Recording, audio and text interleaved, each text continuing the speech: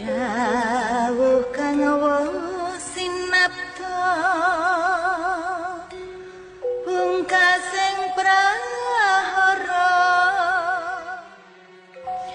dang yang sabda balon naya kenggong ngendika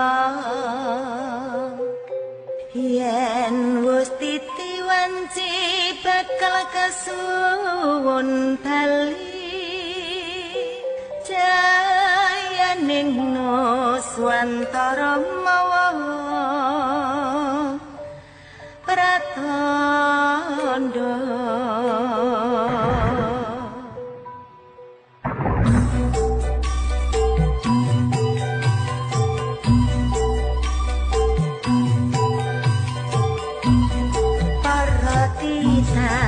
kang kinasih Gusti Allah padha mirengna pawarta wigati mobah mosi jaman kang wasinasi bakal rawuh utusan ing waktu iki nanging amijel menungsa sawangan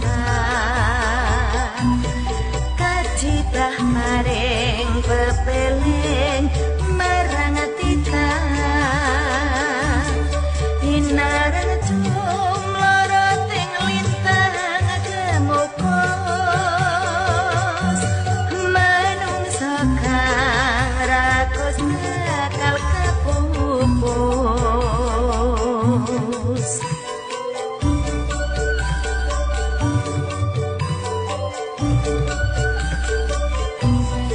sawangan kae langit katon gumelar tanpa mendung ning gelap mangampar-ampar para tita sliramu enggal sadar bakang wigati wis wancine kawedhar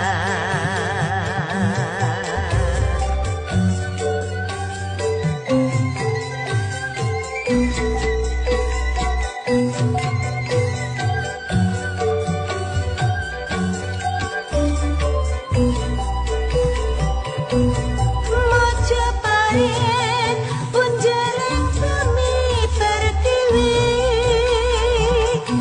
jaman wis gumanti Mojokerto puniki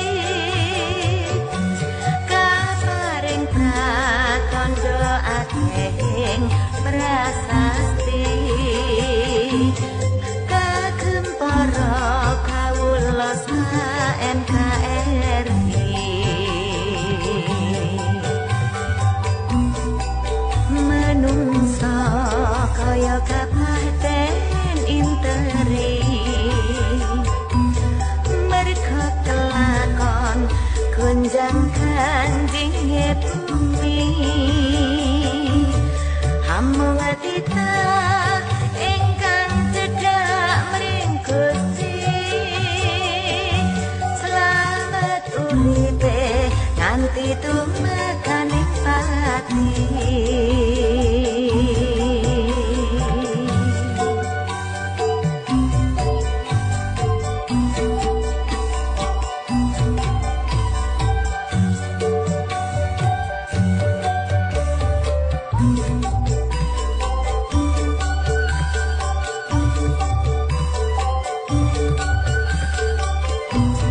sawangan kae langit katon gumelar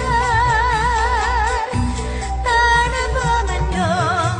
ning gelap mangampar-ampar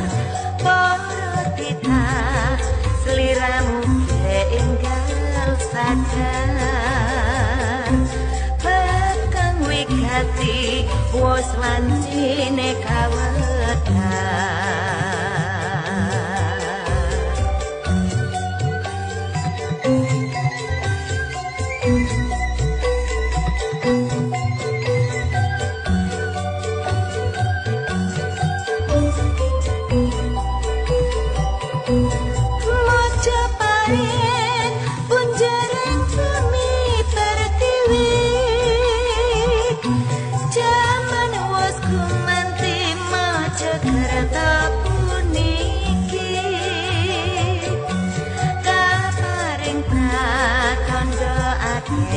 ing prasasti kagem para kawula sa NKRI manungsa kaya kapaten interi mereka kelakon kunjang kanjing bumi hamung atita ingkang cedak mring Gusti selamat uripe nganti tum